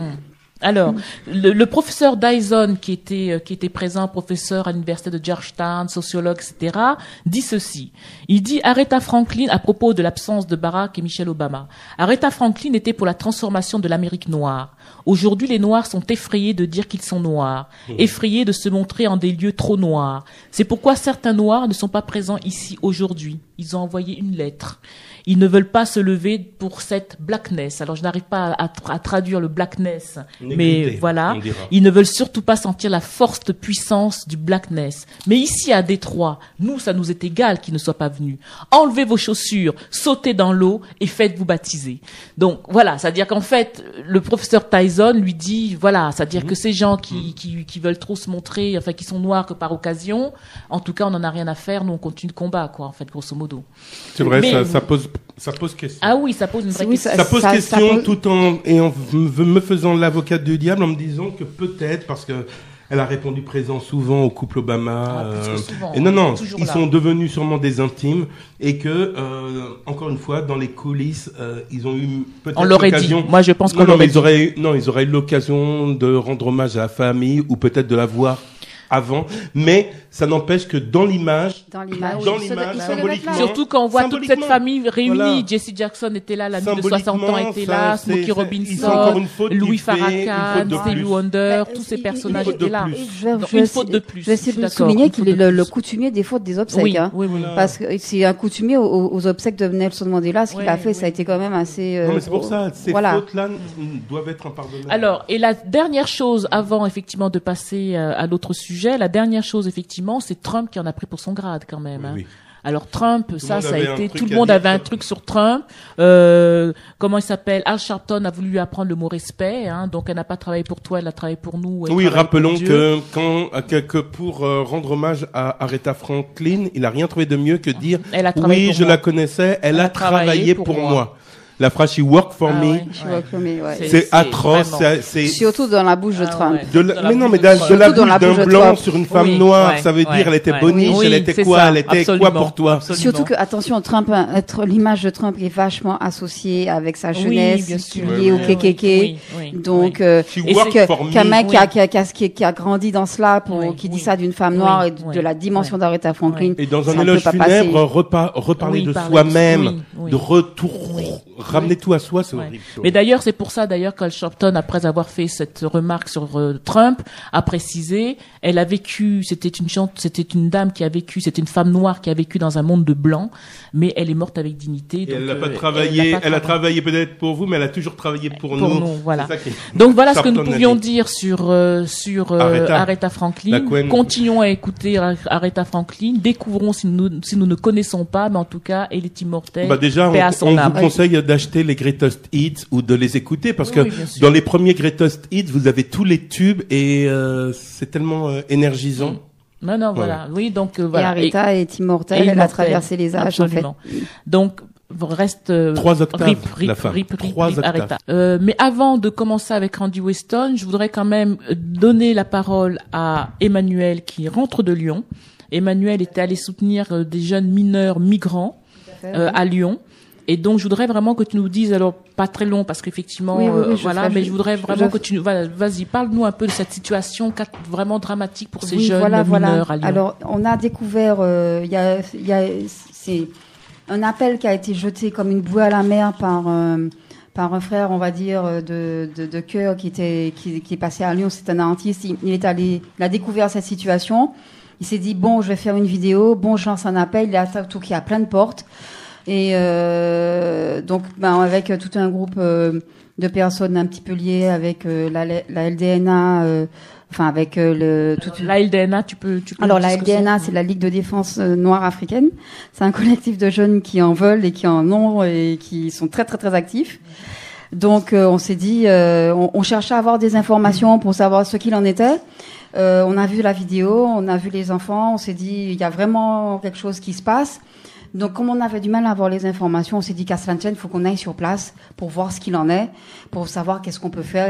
Et en même temps, on apprenait que des gens avaient commencé à suivre ces jeunes-là. Alors, on s'est dit qu'à cela vaille que vaille, on y va. Donc, on est monté à Lyon. Et ce qu'on a découvert, ça a été quand même assez effarant. Qu'est-ce que tu as découvert? Alors, on a découvert qu'en fait, il y a pratiquement une 50aine de jeunes mineurs migrants. Ils ont quel âge? Alors, ils sont âgés de 14 à 16 ans, qui sont à la rue. Alors, voilà, qui sont complètement à la rue, qui sont dans un état de précarité, de dénuement qui est quand même atroce. Et en arrivant, on a compris pourquoi les personnes dont on nous a dit qu'ils s'en occupaient, ce sont des associations ou un collectif d'associations, parce qu'ils sont dans le premier arrondissement de la ville de Lyon. Alors, c'est ce collectif d'associations du premier arrondissement nous ont fait un peu de la rétention d'informations en amont. Quand on est arrivé, ils voulaient pas trop qu'on s'en occupe. Ils nous ont dit oui, qu'ils leur donnent à manger tous les jours, qu'ils ont des sacs de couchage, et ci et ça. Et donc après, on a découvert qu'en fait, ce collectif les avait hébergés, ils nous ont dit qu'ils les ont hébergés pendant l'été, sauf qu'on a découvert que c'était 14 seulement d'entre eux qui étaient hébergés. Ils sont combien au total? Ils sont une 50aine. Et donc 14 d'entre eux ont été hébergés une partie de l'été. Et là, ce samedi, ils ont été mis à la rue. Les 14 qui étaient hébergés dans une salle des locaux associatifs ont été mis à la rue. On a pensé qu'il s'agissait du maire ou du préfet qui était... Non, en fait, c'est juste les associations qui ont récupéré leurs locaux. Donc, comme on n'a pas eu d'informations en amont, on n'a même pas pu poser un référent en liberté pour pouvoir bloquer en tout cas, saisir les services préfectoraux. Si on les saisit pas, ils peuvent pas intervenir. C'est clair. Donc, en fait, maintenant, ils sont tous à la rue.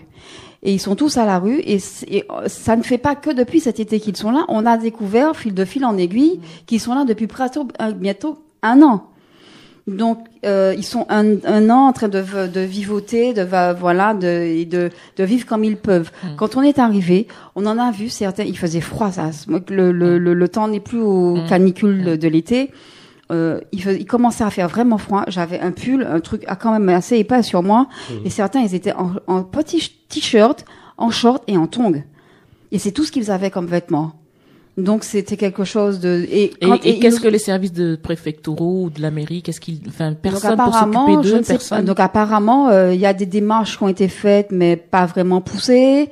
Pas vraiment, en tout cas, l'efficacité n'y est pas, puisqu'ils sont toujours à la rue. Alors qu'il faut rappeler, les services de l'État ont l'obligation de mettre à l'abri les mineurs, de protéger les mineurs. C'est une obligation. Mais c'est pour ça que moi, l'histoire de lorsque les gens se sont ici énervés contre les politiques de Trump qui séparaient les familles aux États-Unis, moi j'ai toujours dit mais la France faisait pareil. On en a un exemple patent là. C'est-à-dire que la France fait pareil, elle s'en occupe pas, elle les met à la rue et puis voilà. Donc je veux dire que c'est en France, mais c'est partout ailleurs. Donc c'est vrai que ce que tu dis là, moi ça ne me surprend pas. Mais maintenant, comment est-ce qu'on peut venir éventuellement en aide aux associations? Voilà, donc du coup, le fait d'avoir été sur place, d'avoir lancé des alertes, de faire des vidéos pratiquement toute l'après-midi, de lancer des alertes, des appels et des appels à l'aide, etc. Ça a fait bouger les choses. ça a fait de manière très remarquable dès le soir même. Il y a des gens qui appartenant à des associations et des collectifs afro, notamment les femmes afrodescendantes et d'autres associations afro de Lyon, qui n'étaient absolument pas au courant de cette situation et qui ont été complètement effarés d'apprendre ça. Il y a même des gens du 1er arrondissement de Lyon qui habitent pas trop loin qui n'étaient pas du tout au courant. Et donc du coup, ça a sonné un petit peu le cocotier, on va dire, du côté de la ville de Lyon. Et après un an. Oui, c'est ce qu'on a du mal à saisir parce que. Mais comme quoi, vraiment, la mobilisation est importante. Mais la mobilisation est fondamentale. Donc là, effectivement, les gens se sont mobilisés. Alors les gens se sont mobilisés parce que, je vais faire vite et efficace. Il leur fallait absolument, parce que pour l'instant ils ne sont pas encore mis à l'abri. Donc là, comme ils sont pour l'instant encore dehors, il leur fallait absolument des sacs de couchage, des couvertures. Il leur en faut encore. Des vêtements chauds. Des vêtements. Tout vêtements. Et alors, comme ils sont âgés de 14 à 16 ans, et donc il leur faut des vêtements en taille M, L et XL, des chaussures du 40 au 45 et de la nourriture. Et tout ça, on le porte tout ça où? Alors, ils sont en haut de la rue Diderot. À Lyon. À Lyon, dans le 1er arrondissement, au niveau du relais des parcs des Petits Soyeux. Dans le parc qu'on appelle le parc de la Grande Côte. Et c'est dans ce parc qu'ils sont. Alors maintenant, ils se sont pris en main, les associations là-bas, les afro-descendantes et africaines. Tous les soirs, à 18h30, ils s'organisent pour leur donner à manger. D'accord, super. Tous les soirs. Et par contre, eux aussi, ils auront besoin d'aide pour que des personnes soient volontaires pour des maraudes, pour récupérer de la nourriture, pour pouvoir assurer leur alimentation. Quand on leur a donné, quand les premiers trucs alimentaires sont arrivés dès le dimanche soir, ils se sont rués sur la nourriture comme s'ils n'avaient pas mangé pendant des jours et des jours. Donc la solution qui va arriver finalement peut-être un peu loin, attend pour le moment une solution immédiate. Une solution immédiate, de vêtements, de nourriture, de chaussures, de personnel pour des maraudes. Et il n'y a pas d'association que tu peux contacter? Alors, il y a un numéro de téléphone que je peux laisser. Il faudrait que j'accepte. Non, on le mettra sur Facebook. Voilà, je le ferai en fin d'émission. Et on le mettra sur Facebook. Et c'est donc il y a ça, c'est l'immédiat de l'immédiat. Un rassemblement va probablement se faire pour pouvoir alerter un petit peu l'opinion publique sur cette situation qui est quand même assez. Ah oui, dramatique. Juste un petit truc en passant. Les personnes qui s'occupaient d'eux nous ont appelé la police 2 fois pour nous mettre pour qu'on finisse en garde à vue. Comme d'habitude. Donc voilà, donc ils ont vraiment besoin d'aide et la chaîne de solidarité la plus large, c'est ce qui va peut-être contribuer à les sortir de la rue. De toute façon, on en reparlera. Oui, voilà. Tout à fait. Tu reviendras nous en parler pour nous donner des nouvelles. Tu reviendras, tu nous alerteras là-dessus pour qu'on puisse continuer à en parler. Voilà. Alors, on saute du coq à l'âne, je sais bien, c'est pas facile, mais bon, on va parler du décès de Randy Weston pour terminer la Oui, parce que c'est un géant et parce que, comme soirée. Aretha Franklin, c'est une personne qui a quasiment traversé le siècle et qui, en même temps, a fait vraiment la jonction entre la musique noire des diasporas et la musique, les rythmes africains, la musique de l'Afrique. C'est un homme qui disait que partout où il allait, il tentait d'expliquer que si vous aimez la musique, vous devez savoir d'où elle vient. Le jazz et le blues, la bossa, la samba, la salsa, tous ces noms sont des contributions de l'Afrique à l'Occident. Et si vous enlevez les éléments africains à ces musiques, vous n'avez plus rien. Et ça, il l'a découvert parce que son père, assez jeune, son père, qui avait une sorte de restaurant, était vraiment féru d'histoire africaine. Il était fier de son histoire. Lui, il est d'origine trinidadienne, Randy Weston. Donc, son père trinidadien avait vraiment une fierté. Il faisait partie de l'UNIA de Marcus Garvey. Et donc, il a inculqué à son enfant toute cette fierté noire. Sa mère est une africaine-américaine qui est domestique et qui est très religieuse. Elle lui a amené tout ce qui est partie gospel et musique noire américaine. Et en fait, il prendra des cours de musique assez jeune, mais il ne s'intéressera pas longtemps à la musique. Il tombera amoureux à la musique quand plus tard, des professeurs l'intéresseront aux grands noms du mouvement du jazz qui sévissaient à l'époque, les Duke Ellington, les Count Basie, etc. Et il disait toujours, moi j'ai 5 maîtres comme 5 doigts de la main. Il y a Nat King Cole pour la beauté du geste, Count Basie pour son jeu gorgé de blues, Art Tatum pour sa faconde invraisemblable, Duke Ellington pour la maîtrise du son et de l'imagination, et surtout Thelonious Monk pour son approche de l'instrument plus africaine qu'américaine. Il le connaîtra très bien, ils seront très très proches.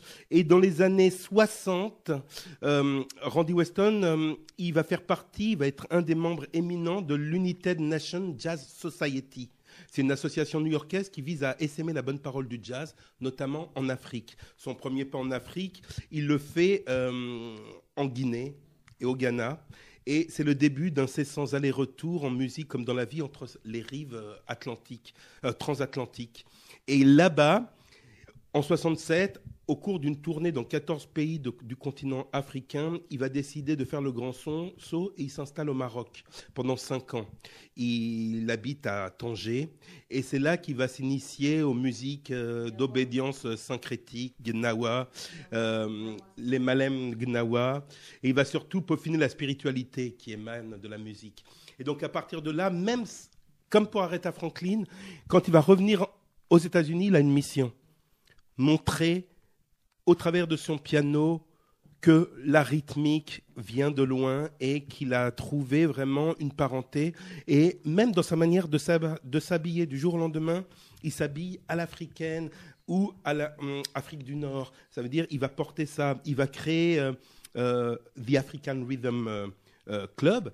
Et donc tous ces projets vont être teintés de mélange de ces musiques, Monk, Count Basie, Duke Ellington, dans le côté orchestré et orchestral, mais dans les rythmes, il va s'adjoindre des grands percussionnistes de l'époque, comme Babatunde Olatunji, le Nigérian. Énormément de gens vont venir travailler avec lui, et jusqu'à la fin, son African Rhythm Band va jouer partout. Son dernier concert, à 92 ans quand même, il le fait au mois de juillet. Ce mois de juillet, au Nice Jazz Festival, au Festival de Jazz de Nice. De cette année. Il joue encore et jusqu'à...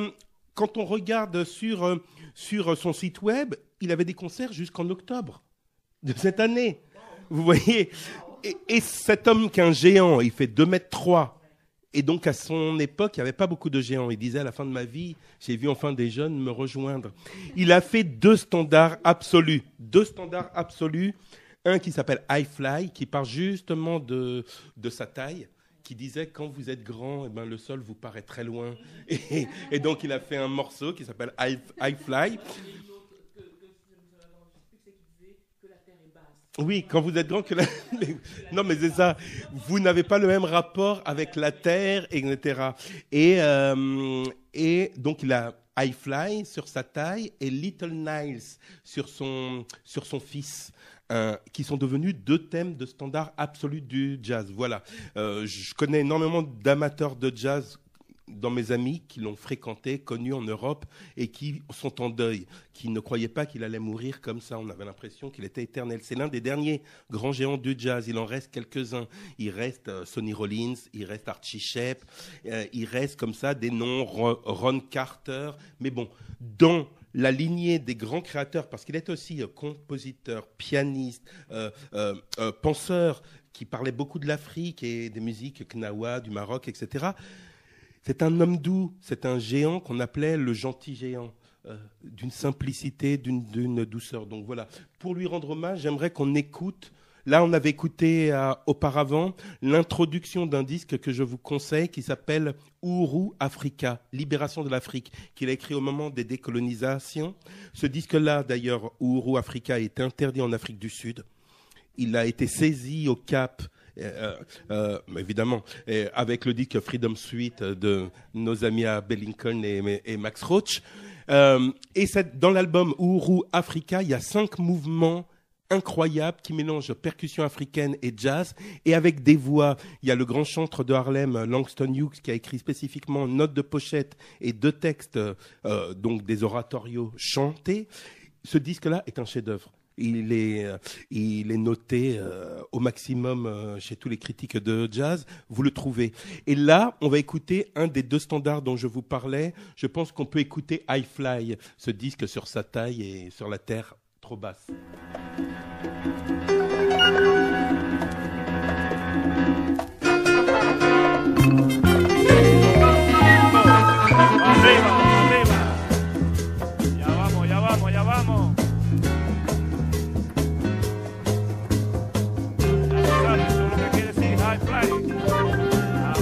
Arriba y bien alto.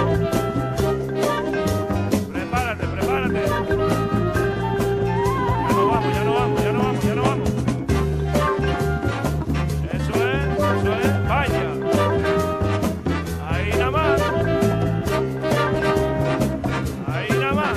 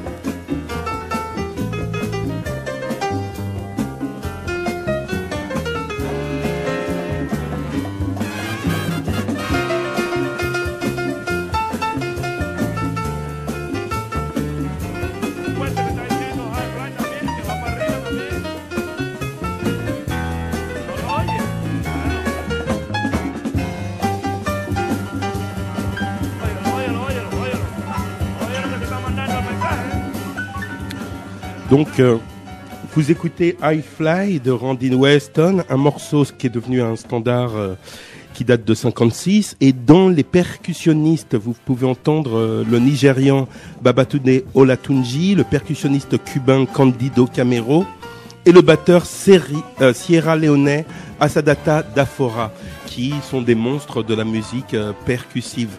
Voilà, donc adieu, que ton voyage soit paisible.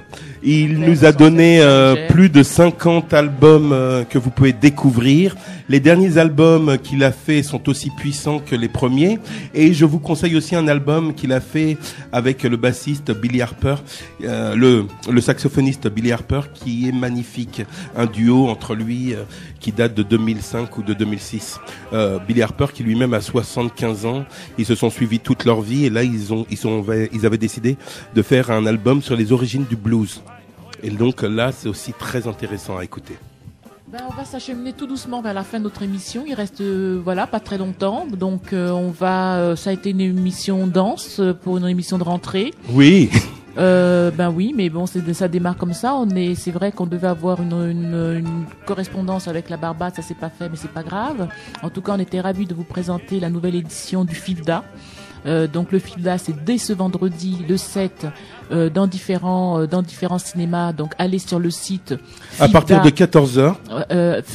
fifda.org. Vous aurez toutes les informations et toute la programmation. Donc c'est dès ce vendredi. À 20h, vous avez ce film, vendredi 20h, vous avez le film dont on a parlé ici, Le Citoyen. Et puis ensuite, donc, vous allez avoir tous les films avec le film dont on a parlé ce Barrow, soir. Freedom Fighter. Voilà. Et le film sur Lauren Hansberry, Sight Heist, Feeling Heart. Voilà. Donc, n'hésitez pas, renseignez-vous. Aretha Franklin, les disques sont en libre service, n'hésitez pas aussi. Randy Weston, pareil. Et j'imagine qu'il y a un tribute à Randy Weston qui se prépare dans les clubs de jazz parisiens. Voilà, donc on en reparlera. Et puis nous, on continuera à suivre avec Emmanuel donc ce qui se passe à Lyon avec ces mineurs, ces jeunes mineurs migrants. Parce dont personne ne sait rien. Dont personne ne sait rien, dont personne ne parle. Et c'est important que nous en parlions ici. Oui, donc tu n'hésites pas à me sonner les cloches, Emmanuel, à nous sonner les cloches. Tu reviens quand tu veux et on en reparle ici. Y a pas de souci. De ça ou d'autres choses. De toute façon, est-ce que tu avais un numéro de téléphone? Je pense que tu devais nous... Oui, alors un numéro de téléphone pour la personne à contacter sur place, qui coordonne un petit peu les choses, c'est Agnès. Alors c'est 06 87 88 54 72. 06 87 88 54 72 et c'est Agnès. Voilà, pour soutenir ces migrants, ces jeunes migrants mineurs. Merci beaucoup à tous de nous avoir suivis. On vous dit à la semaine prochaine. Bon pied, bon oeil. À bientôt. À bientôt. Bye.